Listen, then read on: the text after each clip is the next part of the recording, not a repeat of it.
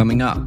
And in some cases, those pre-signed prescriptions were handed out to patients when Dr. Coffey was out of town. So they got a note to bring to a pharmacy to get some pills. The doctor never saw them. For Vault Studios, I'm Reed Redmond. You're listening to The Daily Crime. Dr. Bruce Coffey has practiced medicine in Scott County for decades. He's praised by countless people in the community and hated by others. For decades, Dr. Bruce Coffey ran a clinic in Oneida, Tennessee, right on the Kentucky border.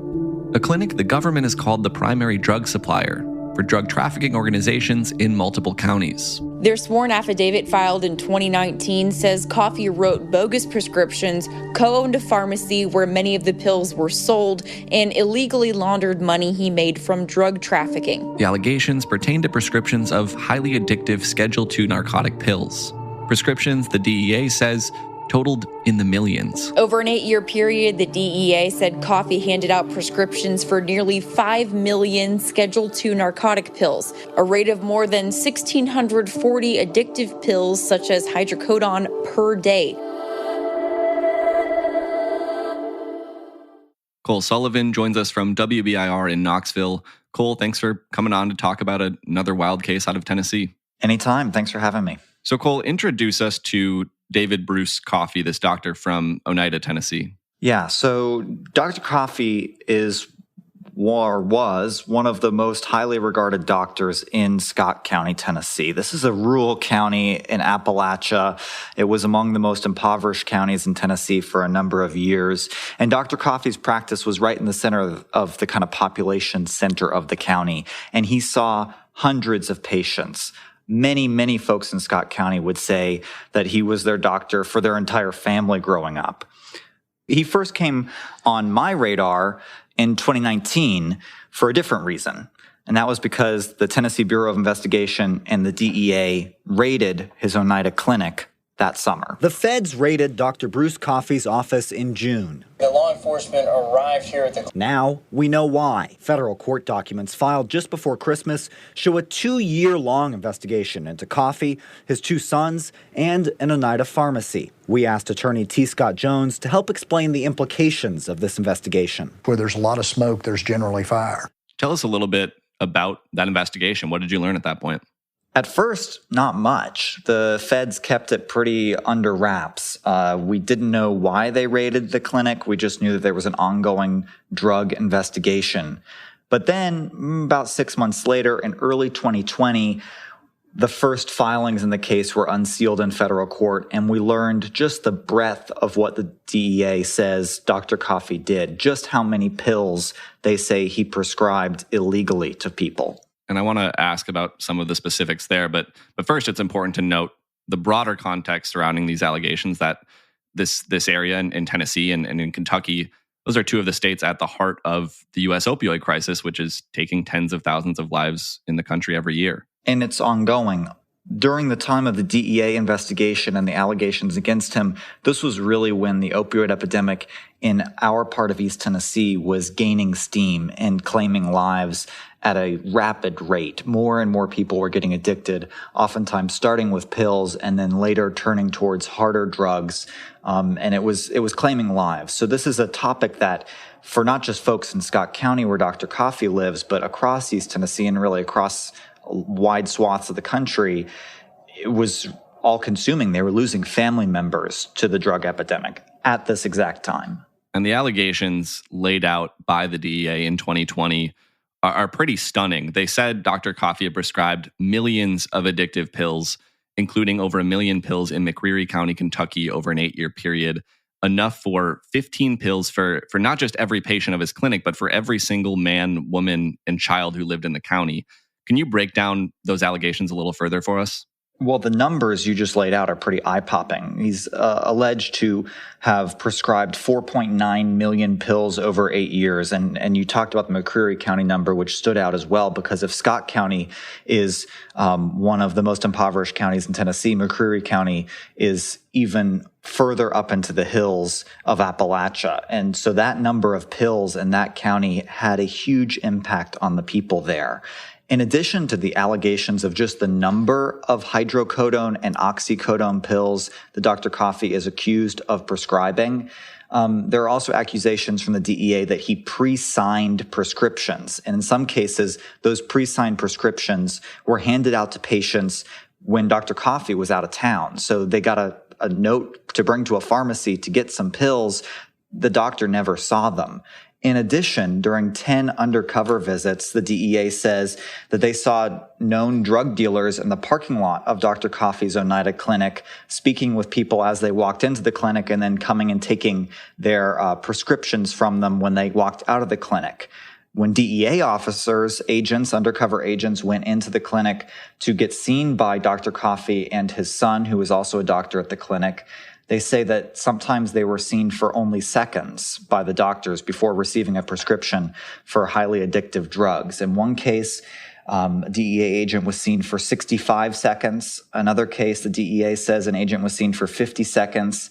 And in one case, the agent just saw a doctor for 20 seconds before walking out with a prescription for addictive pills. Where there's a lot of smoke, there's generally fire. The DEA says in 8 years, Coffey prescribed narcotics like oxycodone at a rate of 1,640 pills per day. The DEA also went undercover and found a packed clinic with patients outside handing their prescriptions to suspected drug traffickers. It wasn't just something assembled overnight, and it's not just mere baseless allegations. We're tired of pill mill type operations addicting members of our country. And the feds likewise are taking a heavy-handed examination of this, and that they're not going to tolerate it. The DEA further alleged that Dr. Coffey was not only prescribing pills to patients, but was running what they called a streamlined drug trafficking operation. Can you explain that a little further? It's vertical integration. Dr. Coffey owned the clinic where he worked and where the DEA says he distributed these illegal prescriptions. He also co-owned a pharmacy next door, directly next door to his clinic. It's called Mark's Family Pharmacy. The DEA says that in addition to co-owning it, the vast majority of the prescriptions Dr. Coffey wrote were fulfilled at that pharmacy, and that pharmacy filled oxycodone prescriptions at a rate 3 times higher than the state average in Tennessee and 4 times higher than the national average. Agents seized $1.3 million from Coffey alone, plus his 2 Mercedes, but no charges, at least not yet. You would have to be very, very foolish not to expect that there is going to be significant criminal charges in the very near future. Doctors Coffey Internal Medicine and Family Care, Mark's Family Pharmacy, PT Solutions, and Buckeye Medical Equipment were all housed in this complex that's now burnt to the ground. The call came in around 2:30 this morning, and more than 30 firefighters have worked the scene all day. So far, over 1 million gallons of water used to put out the flames. No one was inside at the time or injured from the fire. Patrons of these businesses are... As if there weren't already enough going on with this clinic, when this investigation became public in early 2020, as you mentioned, there was a fire right after that happened. What happened there? Very suspicious fire. This was only a couple weeks after we broke the story of the allegations against Dr. Coffey. And I remember waking up to seeing all the alerts on my phone and a whole bunch of emails from the newsroom, because in the early hours of a frigid January morning, Dr. Coffey's clinic, the pharmacy next door, and another business that were included in the same complex all burned to the ground. They were destroyed in a suspicious fire. There was truly nothing left at that point. The Tennessee Bureau of Investigation has arson investigators who started working that fire in January of 2020. At last check in January of 2022, they say they're still investigating and asking anyone who knows anything about what might have happened to come to them. Bring us up to speed on the rest of the investigation then. As we mentioned, the investigation into Dr. Coffey went public in 2020. It's now 2 years later. What's happened in that time? Just in the last few weeks, we learned that Dr. Coffey, through his attorney, has reached a plea deal with the U.S. Attorney's Office. As part of that plea deal, he will plead guilty to illegally distributing 60 hydrocodone pills. Remember, he is initially accused of distributing nearly 5 million of them. He'll plead guilty to distributing just 60. And he'll also plead guilty to money laundering for a check for $12,000 or so that he deposited in a bank account. That money, the DEA says, he obtained illegally. With those pleas, legal experts we talked to say that Dr. Coffey may face less than a year in prison, if any time at all in prison for his alleged crimes. I think you're looking probably somewhere between 6 to 12 months. He will have to pay about $500,000 in fine, and he will forfeit $1.5 million the DEA seized in that 2019 raid and his 2 Mercedes.